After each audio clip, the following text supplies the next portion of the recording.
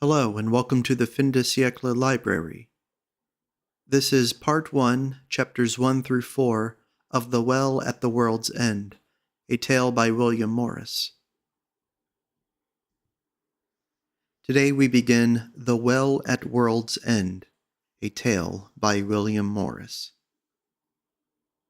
The Well at World's End, Book 1, The Road unto Love, Chapter 1, The Sundering of the Ways. Long ago there was a little land over which ruled a Regulus or kinglet, who was called King Peter, though his kingdom was but little. He had 4 sons whose names were Blaise, Hugh, Gregory, and Ralph. Of these Ralph was the youngest, whereas he was but of 20 winters and 1, and Blaise was the oldest, and had seen 30 winters. Now it came to this at last, that to these young men the kingdom of their father seemed straight, and they longed to see the ways of other men, and to strive for life. For though they were the king's sons, they had but little world's wealth, save and except good meat and drink, and enough or too much thereof, house-room of the best, friends to be merry with, and maidens to kiss, and these also as good as might be, freedom withal to come and go as they would, the heavens above them, the earth to bear them up, and the meadows and acres, the woods and fair streams, and the little hills of Upmeads, for that was the name of their country, and the kingdom of King Peter. So having not but this little, they longed for much, and that the more because, king's sons as they were, they had but scant dominion, save over their horses and dogs.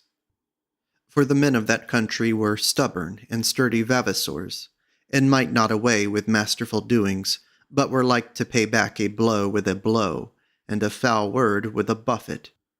So that, all things considered, it was little wonder if King Peter's sons found themselves straitened in their little land, wherein was no great merchant city, no mighty castle or noble abbey of monks, naught but fair little halls of yeomen, with here and there a franklin's court or a shield knight's manor house, with many a goodly church, and whiles a house of good cannon who knew not the road to Rome, nor how to find the door of the chancellor's house.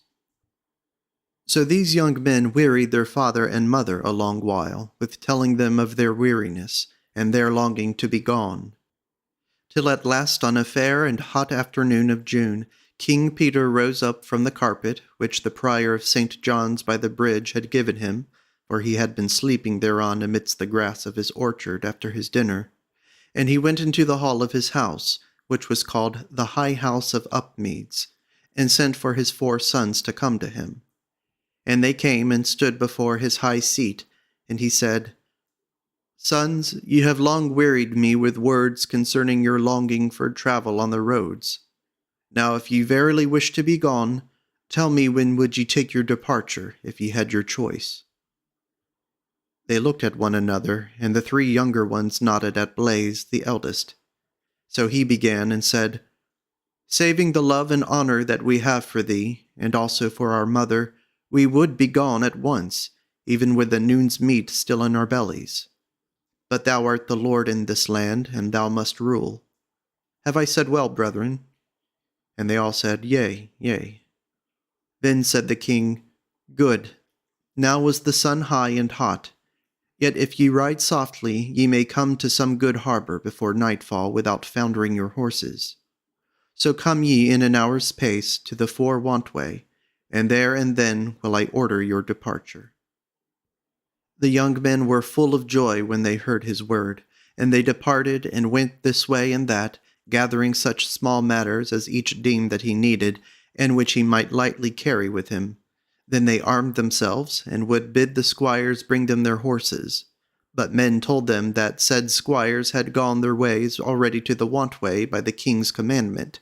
So thither they went at once afoot all 4 in company, laughing and talking together merrily. It must be told that this wantway aforesaid was but 4 furlongs from the house, which lay in an ingle of the river called Upmeads Water, amongst very fair meadows at the end of the upland tillage.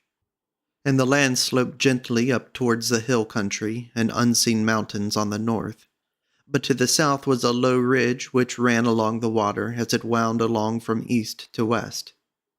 Beyond the said ridge, at a place whence you could see the higher hills to the south that stretched mainly east and west, also there was present an end of the kingdom of Upmeads, though the neighbors on that side were peaceable and friendly, and were wont to send gifts to King Peter. But toward the north, beyond the Wantway, King Peter was lord over a good stretch of land, and that of the best. Yet he was never a rich man, for he had no freedom to tax and tail his folk, nor forsooth would he have used it if he had, for he was no ill man, but kindly and of measure. On these northern marches there was war at whiles, whereas they ended in a great forest well furnished of trees, and this wood was debatable, and King Peter and his sons rode therein at their peril.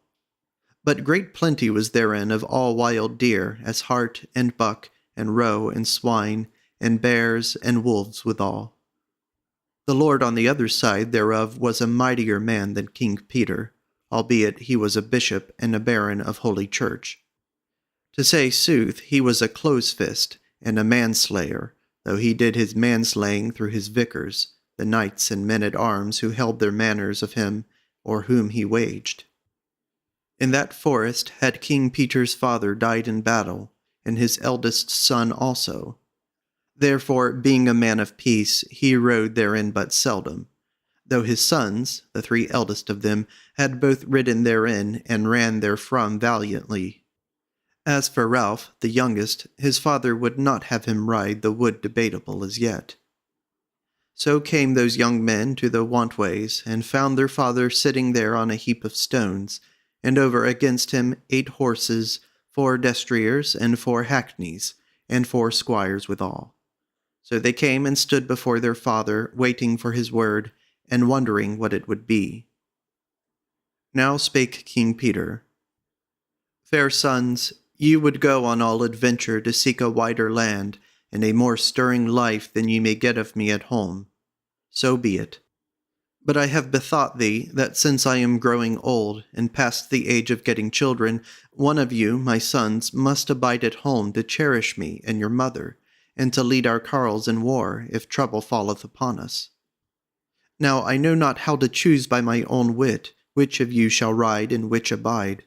For so it is that ye are diverse of your conditions, but the evil conditions which one of you lacks the other hath, and the valiancy which one hath the other lacks. Blaise is wise and prudent, but no great man of his hands. Hugh is a stout rider and lifter, but headstrong and foolhardy, and over bounteous a skinker. And Gregory is courteous and many-worded, but sluggish indeed, though I will not call him a dastard.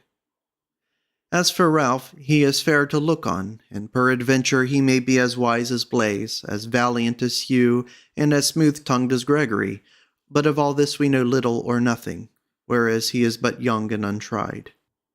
Yet may he do better than you others, and I deem that he will do so.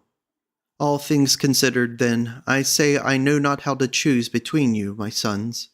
So let luck choose for me, and ye shall draw cuts for your roads, and he that draweth longest shall go north, and the next longest shall go east, and the third straw shall send the drawer west. But as to him who draweth the shortest cut, he shall go no whither but back again to my house, there to abide with me the chances and changes of life.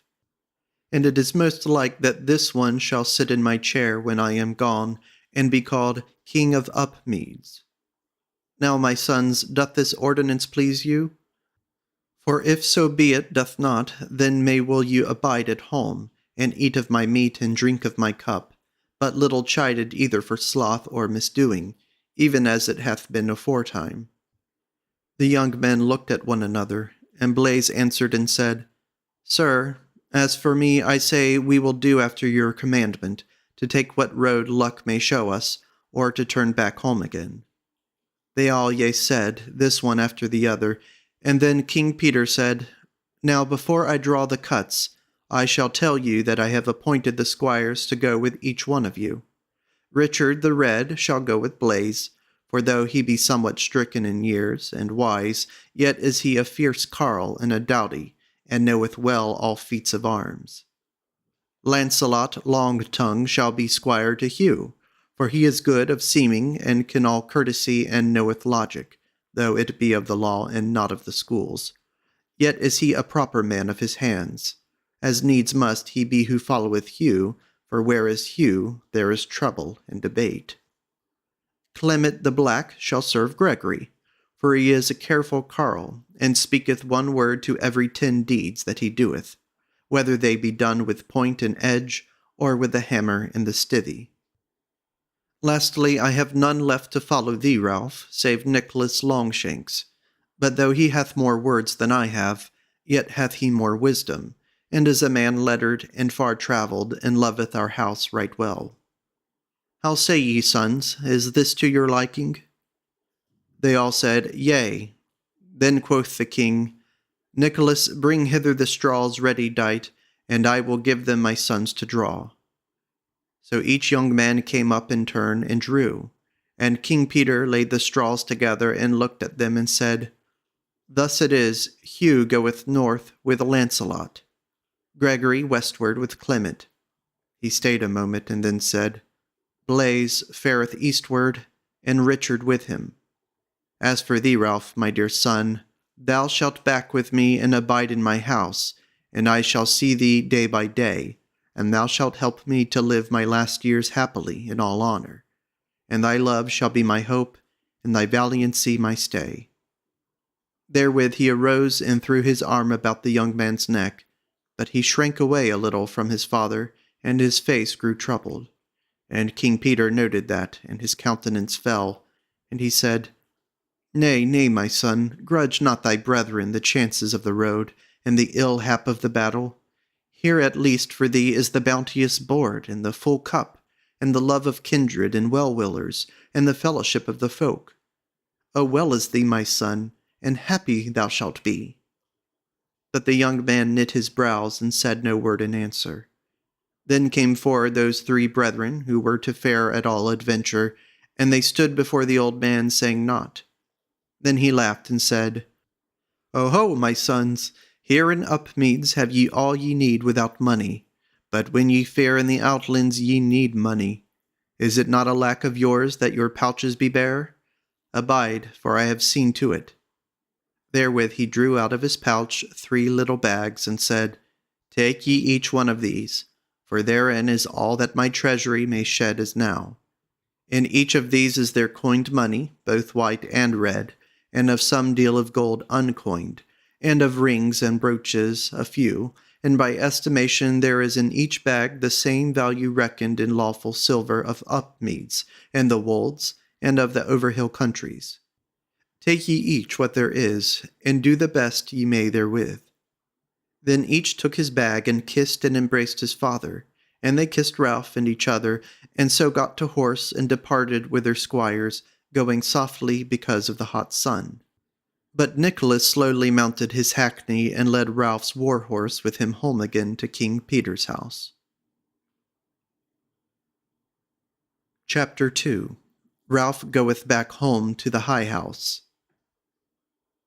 Ralph and King Peter walked slowly home together, and as they went, King Peter fell to telling of how in his young days he rode in the wood Debatable, and was belated there all alone, and happed upon men who were outlaws and wolf-heads, and feared for his life. But they treated him kindly, and honored him, and saw him safe on his way in the morning, so that never thereafter would he be art and part with those who hunted outlaws to slay them. For, said he, it is with these men, as with others, that they make prey of folk, yet these, for the more part, prey on the rich, and the lawful prey on the poor. Otherwise it is with these wolf-heads, and with the lords and knights and franklins, that as there be bad amongst them, so also there be good. And the good ones I happed on, and so may another man. Here too paid Ralph little heed at that time, since he had heard the tale and its morality before, and that more than once, and moreover his mind was set upon his own matters, and these was he pondering. Albeit perchance the words abode with him, so came they to the house, and Ralph's mother, who was a noble dame, and well liking, for as for years, which were but little over 50, stood in the hall door to see which of her sons should come back to her.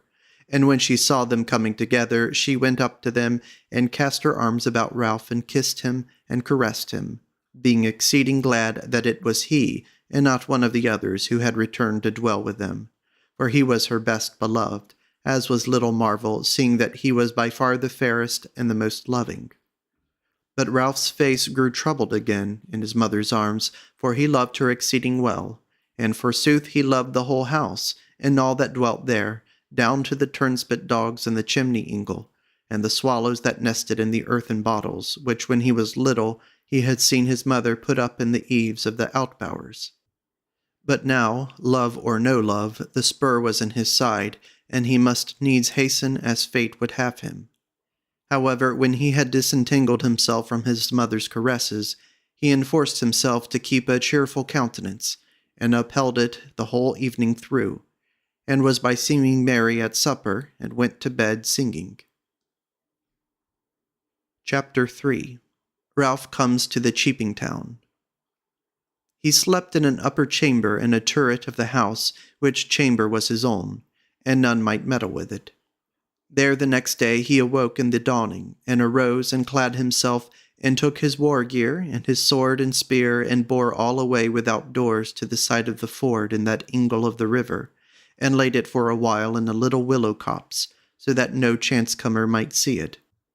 Then he went back to the stable of the house, and took his destrier from the stall. It was a dapple-grey horse called Falcon, and it was right good, and brought him down to the said willow copse, and tied him to a tree, till he had armed himself amongst the willows, whence he came forth presently, as brisk-looking and likely a man-at-arms as you might see on a summer day. Then he clomb upon the saddle, and went his way splashing across the ford before the sun had arisen, while the throstle-cocks were yet amidst their first song. Then he rode on a little trot south away, and by then the sun was up, and he was without the bounds of Upmeads, albeit in the land thereabout dwelt none who were not friends to King Peter and his sons. And that was well, for now were folk stirring, and were abroad in the fields was a band of carles going with their scythes to the hayfield, or a maiden with her milking pails going to her kine, barefoot through the seeding grass, or a company of noisy little lads on their way to the nearest pool of the stream, that they might bathe in the warm morning after the warm night. All these and more knew him in his armour and Falcon his horse, and gave him the seelie of the day, and he was nowise troubled at meeting them. For besides that they thought it no wonder to meet one of the lords of Upmeads going armed about his errands, their own errands were close at home, and it was likely that they should go that day so far as to Upmeads water, seeing that it ran through the meadows a half-score miles to the northward. So Ralph rode on, and came into the high road that led one way back again to Upmeads, and crossed the water by a fair bridge late builded between King Peter and a house of cannons on the north side, and the other way into a good Cheaping Town hight Woolstead, beyond which Ralph knew little of the world which lay to the south, and seemed to him a wondrous place, full of fair things and marvellous adventures. He rode till he came into the town when the fair morning was still young, the first mass over, and maids gathered about the fountain amidst the market-place, and 2 or 3 dames sitting under the buttercross. Ralph rode straight up to the house of a man whom he knew, and had often given him guesting there, and he himself was not seldom seen in the high house of Upmeads. This man was a merchant, who went and came betwixt men's houses, and bought and sold many things needful and pleasant to folk, and King Peter dealt with him much and often. Now he stood in the door of his house, which was new and goodly, sniffing the sweet scents which the morning wind bore into the town. He was clad in a goodly long gown of grey, welted with silver, of thin cloth, meet for the summer-tide, for little he wrought with his hands, but much with his tongue. He was a man of 40 summers, ruddy-faced and black-bearded, and he was called Clement Chapman. When he saw Ralph, he smiled kindly on him, and came up and held his stirrup as he lighted down, and said, "Welcome, lord. Art thou come to give me a message, and eat and drink in a poor huckster's house, and thou armed so gallantly?" Ralph laughed merrily, for he was hungry, and he said, Yea, I will eat and drink with thee, and kiss my gossip, and go my ways.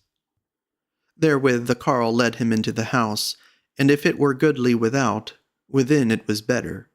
For there was a fair chamber panelled with wainscot, well carven, and a cupboard of no sorry vessels of silver and latten. The chairs and stools as fair as might be, no king's might be better. The windows were glazed, and there were flowers and knots and posies in them, and the bed was hung with goodly web from oversea, such as a Soldan useth. Also, whereas the chapmen's werebowers were hard by the chamber, there was a pleasant mingled smell therefrom floating about. The table was set with meat and drink, and vessel of pewter and earth, all fair and good. And thereby stood the chapman's wife, a very goodly woman of 20 years, who had held Ralph at the font when she was a slim damsel new wedded.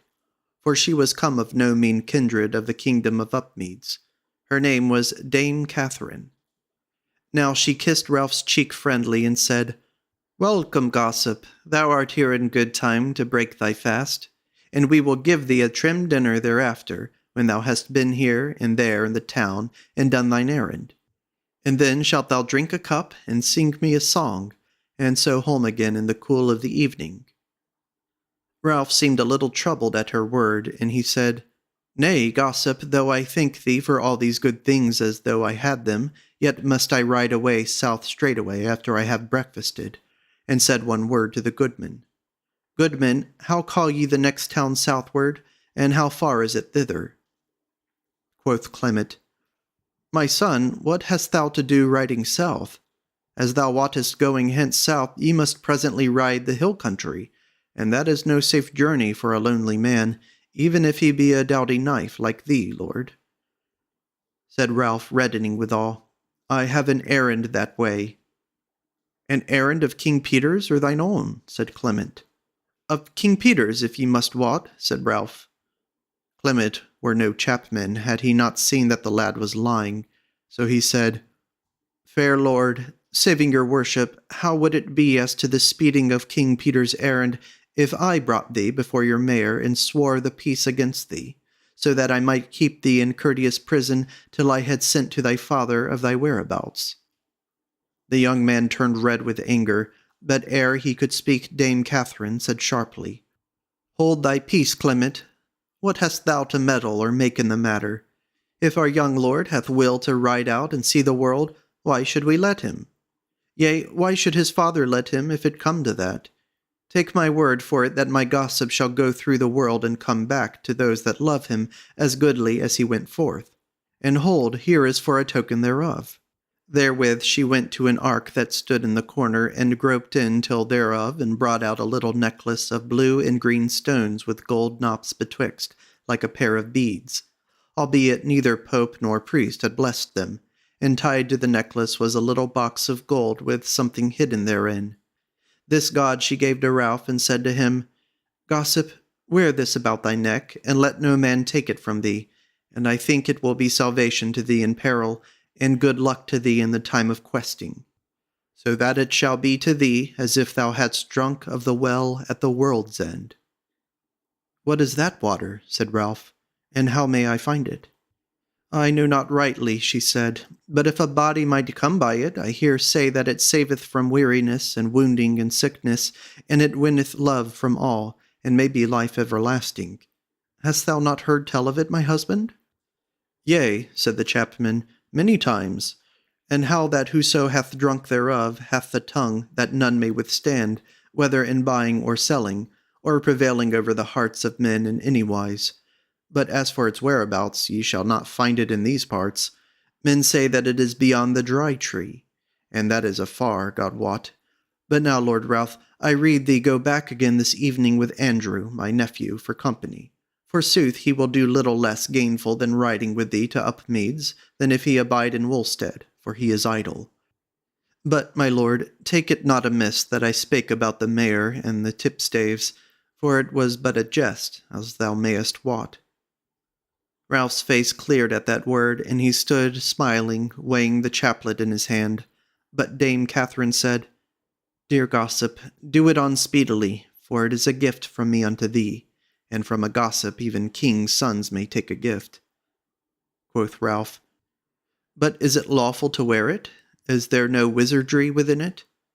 Hearken to him, she said, and how like unto a man he speaketh. If there were a brawl in the street, he would strike in and ask no word thereof, not even which were the better side. Whereas here is my falcon chick frightened at a little gold box and a pair of saccharine beads. Well, quoth Ralph, the first holy men I meet shall bless them for me. That shall he not, said the dame, that shall he not. Who wotteth what shall betide to thee or me if he do so? Come, do them on, and then to table. For seest thou not that the goodman is wearying for meat? And even thine eyes will shine the brighter for a mouthful, king's son and gossip. She took him by the hand, and did the beads on his neck, and kissed and fondled him before he sat down, while the goodman looked on, grinning rather sheepishly, but said naught to them, and only called on his boy to lead the destrier to stable. So when they were set down, the chapman took up the word where it had been dropped, and said, So, Lord Ralph, thou must needs take to adventures, being as thou deemest full grown. That is all one as the duck taketh to water, despite of the hen that hath hatched her. Well, it was not to be thought that Upmeads would hold you lords much longer. Or what is gone with my lords, your brethren? Said Ralph, They have departed at all adventure, north, east, and west, each bearing our father's blessing and a bag of pennies.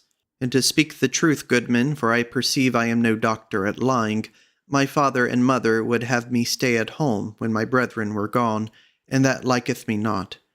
Therefore am I come out to seek my luck in the world. For Upmeads is good for a stargazer, maybe, or a simpler, or a priest, or a worthy good carle of the fields, but not for a king's son, with the blood running hot in his veins. Or what sayest thou, gossip? Quoth the dame, I could weep for thy mother, but for thee not at all. It is good that thou shouldest do thy will in the season of youth and the way of thy pleasure. Yea, and I deem that thou shalt come back again great and worshipful. And I am called somewhat foreseeing. Only look to it that thou keep the pretty thing that I have just given thee. Well, said the chapman, this is fine talk about pleasure and the doing of one's will. Nevertheless, a whole skin is good wares, though it be not to be cheapened in any market of the world. Now, Lord, go thou where thou wilt, whether I say go or abide. And forsooth, I am no man of King Peter's, that I should stay thee. As for the name of the next town, it is called Higham on the Way, and is a big town plenteous of victuals, with strong walls, and a castle, and a very rich abbey of monks. And there is peace within its walls, because the father abbot wages a many men to guard him, and his, and to uphold his rights against all comers, wherein he doth wisely and also well. For much folk flocketh to his town, and live well therein, and there is great recourse of chapmen thither. No better market is there betwixt this and Babylon. Well, Sir Ralph, if I rede thee, if thou comest unhurt to Higham on the Way, go no further for this time, but take service with the Lord Abbot, and be one of his men of war. Thou mayest then become his captain, if thou shouldest live, which would be no bad adventure for one who cometh from Upmeads. Ralph looked no brighter for this word, and he answered not to it, but said presently, And what is to be looked for beyond Higham, if one goeth further? Dost thou know the land any further? The carle smiled. Yea, forsooth, and down to the wood Perilous, and beyond it, and the lands beyond the wood, and far away through them. I say not that I have been to the Dry Tree, but I have spoken to one who hath heard of him, who hath seen it, though he might not come to a draught of the well at the world's end. Ralph's eyes flashed, and his cheeks reddened as he listened hereto, but he spake quietly. Master Clement, how far dost thou make it to Higham on the Way? A matter of 40 miles, said Chapman, because, as thou wottest, if ye ride south from hence, ye shall presently bring your nose up against the big downs, and must needs climb them at once. And when ye are at the top of Bear Hill, and look south away, ye shall see naught but downs on downs, with never a road to call a road, and never a castle or church or homestead. Naught but some shepherd's hut, or at the most the little house of a holy man, with a little chapel thereby in some swelly of the chalk, where the water hath trickled into a pool, for otherwise the place is waterless. Therewith he took a long pull at the tankard by his side and went on, Higham is beyond all that, and out into the fertile plain, and a little river, hight like cold-like, windeth about the meadows there. And it is a fair land, though look ye the wool of the downs is good, good, good. I have foison of this year's fleeces with me. Ye shall raise none such in Upmeads.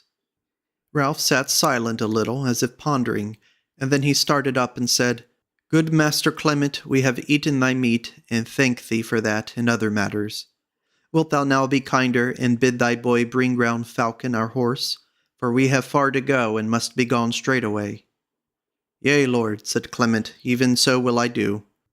And he muttered under his breath, Thou talkest big, my lad, with thy we, but thou art pressed lest Nicholas be here presently to fetch thee back, and to say sooth, I would his hand were on thy shoulder even now.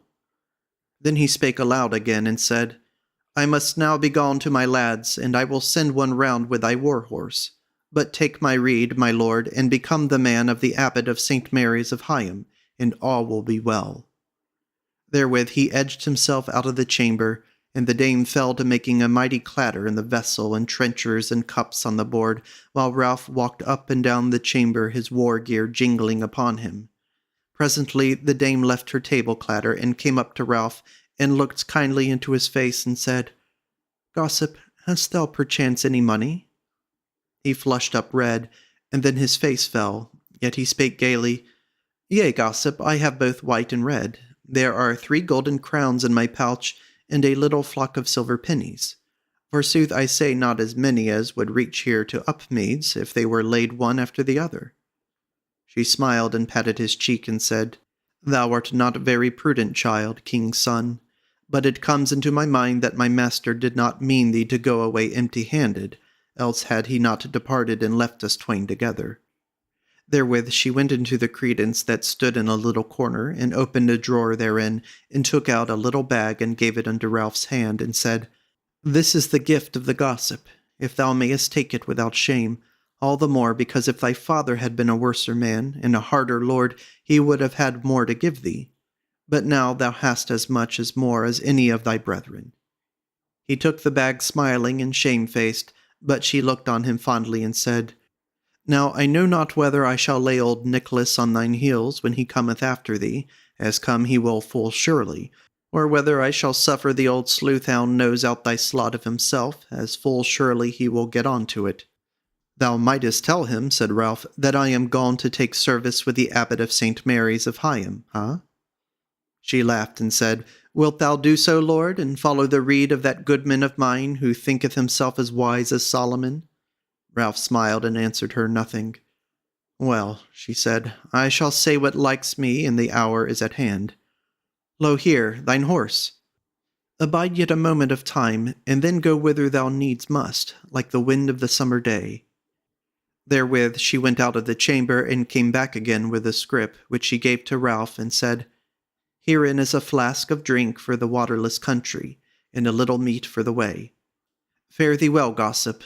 Little did I look for it when I rose up this morning, and nothing irked me save the dullness of our town, and the littleness of men's doings therein, that I should have to cut off a piece of my life from me this morning, and say, Farewell, gossip, as now again I do. Therewith she kissed him on either cheek, and embraced him. And it might be said of her and him that she let him go thereafter. For though, as aforesaid, he loved her and praised her kindness, he scarce understood the eagerness of her love for him. Whereas, moreover, she saw him not so often betwixt Upmeads and Woolstead, and belike she herself scarce understood it, albeit she was a childless woman. So when he had got to horse, she watched him riding a moment, and saw how he waved his hand to her as he turned the corner of the market-place, and how a knot of lad and lasses stood staring on him after she lost sight of him. Then she turned her back into the chamber, and laid her head on the table, and wept. Then came in the goodman quietly, and stood by her, and she heeded him not. He stood grinning curiously on her a while, and then laid his hand on her shoulder, and said, as he raised her face to him, Sweetheart, it availeth not. When thou wert young and exceeding fair, he was but a little babe. and thou wert looking in those days to have babes of thine own, and then it was too soon. And now that he is such a beauteous young man, and a king's son withal, and thou art wedded to a careful carle of no weak heart, and thou thyself art more than 20 years old, it is too late. Yet thou didst well to give our Lord the money. Lo, here is wherewithal to fill up the lack of thy chest, and here is a toy for thee in the place of the pair of beads thou gavest him. And I bid thee look on as if it had given him my share of the money and the beads. She turned to Clement, and took the bag of money and the chaplet which he held out to her, and she said, God wot thou art no ill man, my husband, but would God I had a son like him. She still wept somewhat, but the chapman said, Let it rest there, sweetheart, let it rest there. It may be a year or twain before thou seest him again, and then belike he shall come back with some woman whom he loves better than any other, and who knows but in a way he may deem himself our son. Meanwhile thou hast done well, sweetheart, so be glad. Therewith he kissed her and went his ways to his merchandise, and she to the ordering of her house, grieved but not unhappy. Chapter 4. Ralph Rideth the Downs. As for Ralph, he rode on with a merry heart, and presently came to an end of the plain country, and the great downs rose up before him with a white road winding up to the top of them. Just before the slopes began to rise was a little thorp beside a stream, and thereby a fair church and a little house of canons. So Ralph rode towards the church to see if therein were an altar of St. Nicholas, who was his good lord and patron, that he might ask of him a blessing on his journey. But as he came back to the churchyard gate, he saw a great black horse tied thereto, as if abiding someone. And as he lighted down from his saddle, he saw a man coming hastily from out of the church door, and striding swiftly toward the said gate. He was a big man and armed, for he had a bright steel sallet on his head, which covered his face, all save the end of his chin, and plates he had on his legs and arms. He wore a green coat over his armor, and thereon was wrought in gold an image of a tree, leafless. He had a little steel axe about his neck, and a great sword hung by his side. Ralph stood looking on him with his hand on the latch of the gate, but when the man came thereto, he tore it open roughly, and shoved through at once, driving Ralph back, so that he well nigh overset him, and so sprang to his horse and swung himself into the saddle, just as Ralph steadied himself and ruffled up to him, half drawing his sword from the scabbard the while. But the man-at-arms cried out, Put it back, put it back. If thou must needs deal with every man that shoveth thee in thy haste, thy life is likely to be but short. He was settling himself in his saddle as he spoke, and now he shook his rein and rode off speedily towards the hill road. But when he was so far off that Ralph might but see his face, but as a piece of reddish color, he reined up for a moment of time, and turning round in his saddle, lifted up his sallet, left his face bare, and cried out as if to Ralph, The first time! And then let the headpiece fall again, and set spurs to his horse, and galloped away.